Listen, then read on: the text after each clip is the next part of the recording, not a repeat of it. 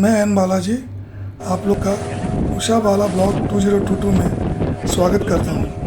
आप लोगों ने देखा पिछले ब्लॉग में किस तरह हम लोग खड़गपुर से वास्को तक पहुँचे और वास्को से हम लोग ने दूसरे दिन फोर्ट एगोडा गए। अब एगोडा से कार पर हम लोग सिमकरियम बीच पहुँचे हैं। सिमकरियम बीच में हम लोगों ने टिकट लिया और लॉन्च पर घूमने के लिए, और लॉन्च पे सवार होकर हम लोग आगे बढ़े। अच्छा बोट है। अच्छा बोट मतलब वो कैसा बोट है? मुझे जो बोट चाहिए वो यहाँ नहीं होगा। वो तो दूसरा है, तो स्पोर्ट्स है, वाटर स्पोर्ट्स। सिमकरियम बीच की सुंदरता जो है काफी मनमोहक है। बगल से सटे हुए तट काफी खूबसूरत है, और तट के बाद में जो पहाड़ियाँ हैं वो हरियाली और काफ़ी मनमोहक और सुंदर है। वहाँ पर इतने अच्छे अच्छे लैंडस्केप्स हैं, बगल में छोटे छोटे घर भी हैं जो देखने में इतने सुंदर लगते हैं कि इसे शब्दों में बयान नहीं कर सकते। इसके लैंडस्केप्स, पहाड़ के खासकर समुद्र और पहाड़ का जो कॉम्बिनेशन है, उसका लैंडस्केप इतना अच्छा है कि लॉन्च में चढ़े हुए सभी लोगों ने अलग अलग दिशाओं से इसमें उन लोगों ने तस्वीरें ली। हम लोगों ने भी तस्वीरें ली और उसको अपनी आंखों में समेट लिया।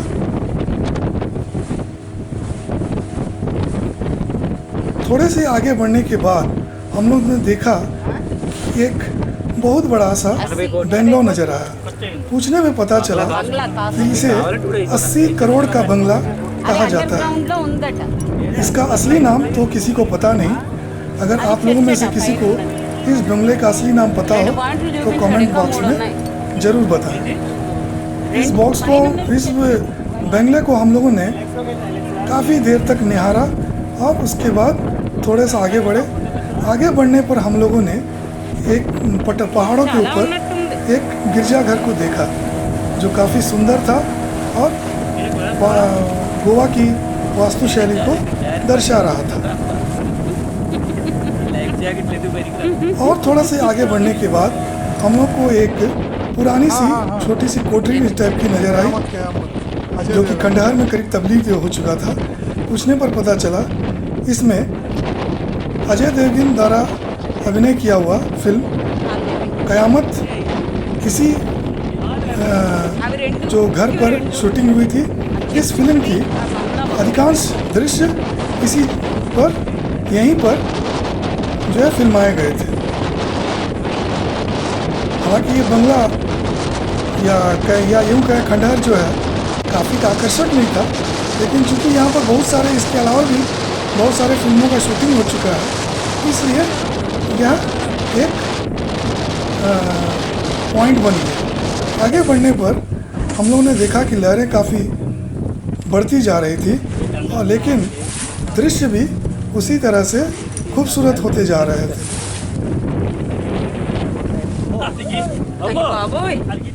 धीरे धीरे हमारा जो नौका है आगे बढ़ रही थी और हम लोग समुद्र के द्वारा उठते हुए लहरों को लेकर आनंदित हो रहे थे। थोड़ी दूर आगे बढ़ने के बाद हम लोगों ने देखा नेवल का एक शिप खड़ा था और वो कुछ इशारा कर रहा था। जब हमने अपने लॉन्च के जो ड्राइवर थे उनसे पूछने पर बताया तो कह रहे थे कि हम लोग सीमा रेखा के बहुत पास आ गए हैं और वो लोग हम लोग को वापस जाने के लिए कह रहा है। फिर हमारे शिप वाले ने नौका को मोड़ा और उसके बाद हम लोग वापस आ गए। दूसरे दिन सुबह उठकर हम लोगों ने बागा बीच की तरफ पैदल मार्च करने का सोचा। कैलून घाट बीच और बागा बीच करीब करीब नज़दीकी है और इसे पैदल जाया जा सकता है। समुद्र तट के किनारे होते हुए हम लोगों ने पैदल बागा बीच तक सफ़र किया और वहाँ का आनंद लिया। बागा बीच पर भी कैलून घाट बीच की तरह सुबह सुबह भी काफ़ी सारा रश था।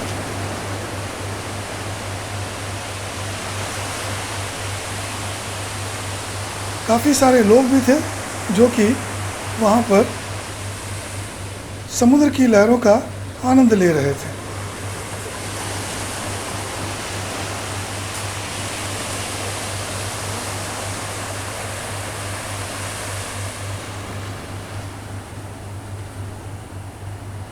नीला आकाश, नीला समुद्र का पानी काफ़ी सुंदर प्रतीत हो रहा था।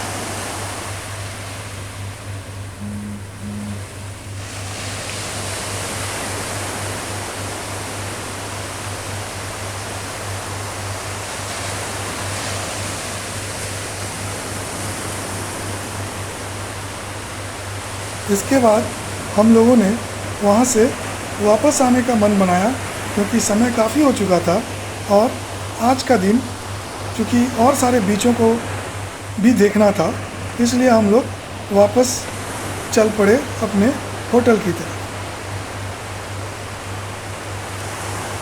आते वक्त हम लोगों ने देखा वहाँ पर काफ़ी सारे जो स्पोर्ट्स राइड्स होते हैं वहाँ पर एक चार्ट लगा हुआ था। उस चार्ट को देखने के बाद हम लोगों ने निश्चय किया अपने उम्र के हिसाब से हर व्यक्ति अपने अपने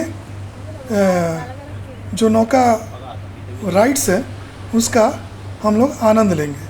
तो वहीं पर हम लोगों ने जो है नौका जो स्पोर्ट्स राइड्स होते हैं पानी पर, उसका आनंद लिया।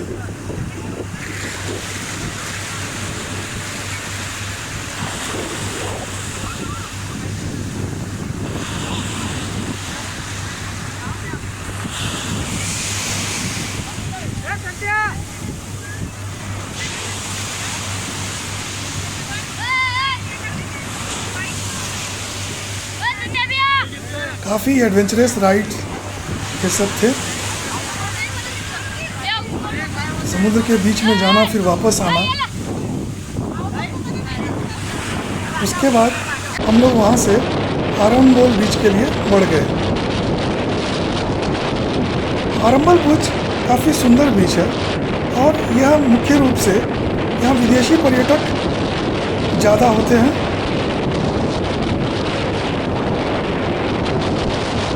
यह बीच काफ़ी शांत बीच भी है।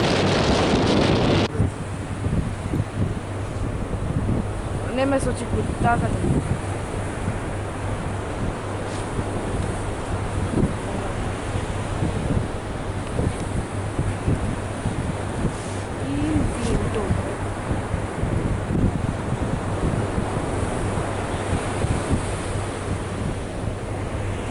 चूँकि विदेशी पर्यटक ज़्यादा होने के कारण यहाँ उन्मुखता कुछ ज़्यादा है। यहाँ पर अगर आप फैमिली के साथ जाना कुछ बहुत ज़्यादा अच्छा नहीं होगा। आप कपल हैं तो इसके लिए बहुत अच्छा है, या फिर आप अपने फ्रेंड्स के साथ जा सकते हैं।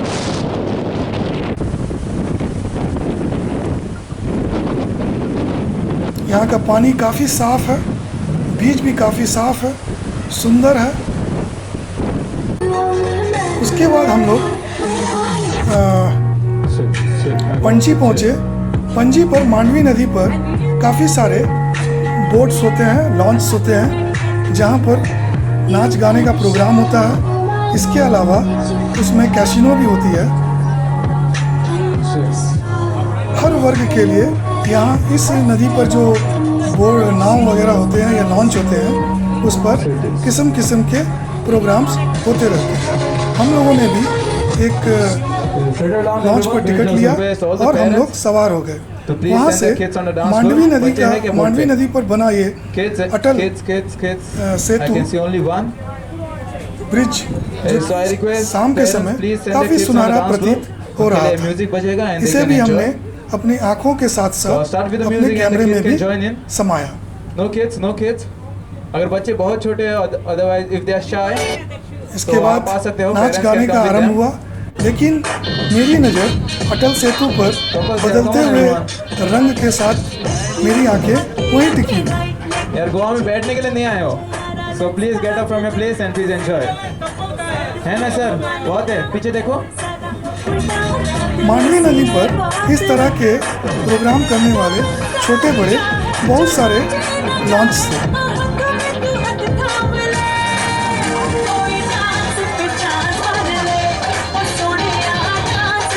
जैसे जैसे शाम होती गई, सूरज ढलता गया, उस आसमान की सुंदरता, समुद्र के साथ संबंध काफ़ी मोहक और आकर्षक था। पंजी अपने धार्मिक स्थानों जैसे सेंट कैथरीन की चैपल तथा पंजी चर्च के लिए प्रसिद्ध है। हिंदू लोग अक्सर महालक्ष्मी तथा मारुति मंदिर देखने के लिए भी आते हैं। हम लोग भी गए थे, लेकिन वहाँ कैमरा अलाउड नहीं है, जिसके कारण हम लोग ने वहाँ पर फ़ोटो शूट नहीं कर सका। पंजी के बारे में ध्यान देने योग्य एक और बात है, 2012 में उस स्थानीय लोगों ने बुल फाइटिंग का आयोजन किया गया था, लेकिन स्थानीय प्रशासन द्वारा उसे तुरंत बंद करा दिया गया। गोवा में पंजी से सभी बसें पंजी के लिए आती है और आप लोग बाइक किराए पर लेकर यहाँ पर घूम सकते हैं।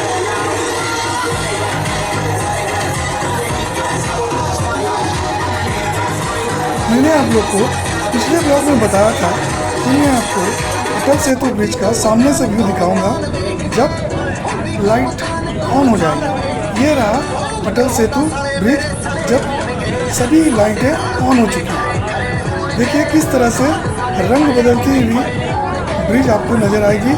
यहाँ पर जो भी लाइटिंग्स है वहाँ पर इस तरह का अरेंजमेंट किया हुआ है जिसमें कि रंग धीरे धीरे करके बदलता रहे। अटल सेतु के देखते साथ यहाँ पर स्टेज पर प्रोग्राम भी हम लोग देख रहे थे। ये गोवा का जो फेस्टिवल्स वगैरह होते हैं उसका एक डांस का एक दृश्य हमारे लॉन्च में प्रस्तुत किया गया था, इसी के दृश्य।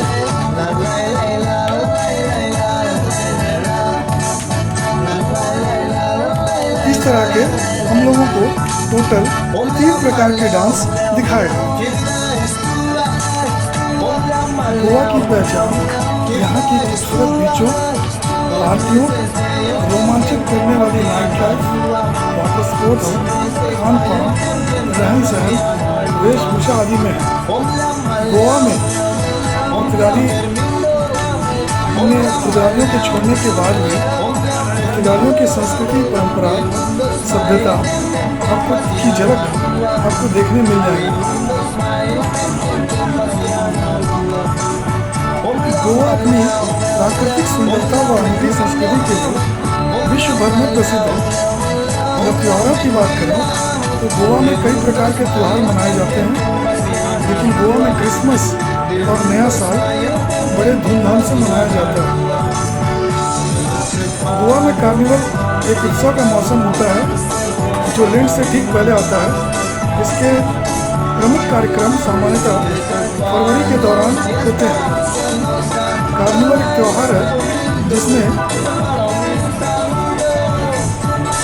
पारंपरिक रूप से रोमन कैथोलिक में मनाया जाता है। कार्निवल में विशेष रूप से एक सार्वजनिक समारोह या परेड होती है जिसमें सर्कस के तत्व, मुखौटे एवं सार्वजनिक खुली पार्टियां आयोजित की जाती हैं। अपनी छुट्टी बिताने आप कभी भी जा सकते हैं, फिर भी अगर आपका बजट है तो गोवा जाने का सबसे अच्छा समय अक्टूबर से मार्च तक का होता है। इसी समय गोवा के सभी फेस्टिवल्स आयोजित होते हैं डांस के साथ साथ, लेकिन जून से लेकर सितंबर तक यहाँ काफ़ी बारिश लेते हुए होने की वजह से कम पर्यटक आते हैं। भोजन भी किया, लेकिन आप और कम बजट में डांस का आनंद लिया तो जून से सितंबर के बीच मानसून सीजन में स्पेशल डिस्काउंट भी रहता है। गोवा में काजू फेनी यानी कोट वाइन, शराब और बियर काफ़ी सस्ती कीमत पर उपलब्ध होती है। हस्तशिल्प भी काफ़ी सस्ता है और काजूगर, गोवा के काजूगर पूरे विश्व भर में प्रसिद्ध है। यहाँ पर काफ़ी सस्ते दामों पर मिल जाते हैं। अगर आप मसाले के शौकीन हैं तो गोवा में आपको मसाले काफ़ी सस्ते मिलते हैं।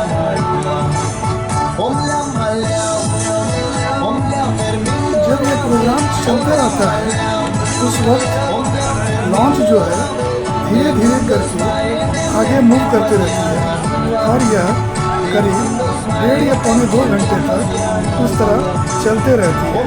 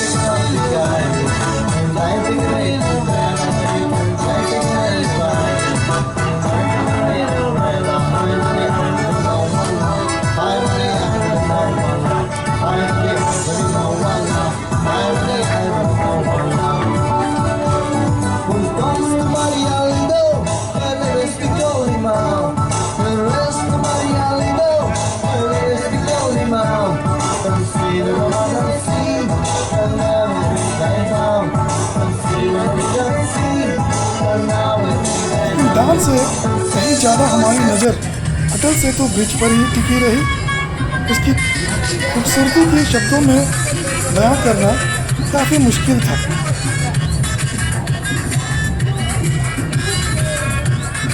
इन्हीं सब खूबसूरत पल, खूबसूरत दृश्य और खूबसूरत नज़ारे को देखते हुए हम लोगों ने काफ़ी समय बिताया और इन्हें अपनी आँखों में समेटकर हम लोग अपने होटल को वापस लौट गए।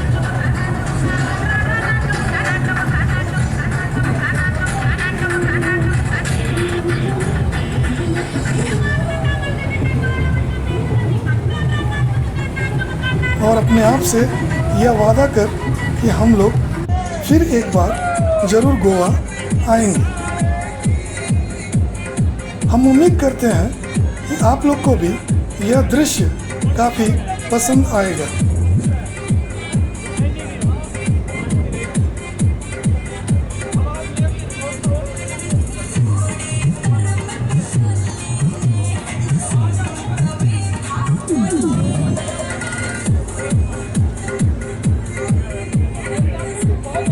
मैं आप सभी लोगों का धन्यवाद करता हूं जिन लोगों ने मेरे इस ब्लॉग को देखा और पसंद किया, साथ ही साथ मेरे इस चैनल को सब्सक्राइब किया।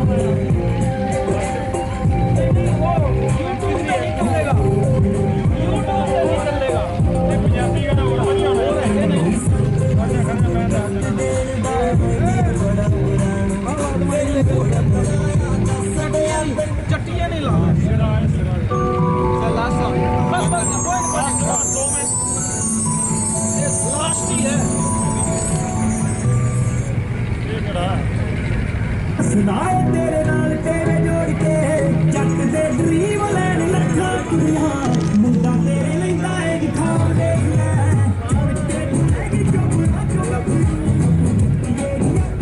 इससे पहले का भाग देखने के लिए आप लोग चैनल को सब्सक्राइब कर इसका पहला भाग भी देख सकते हैं।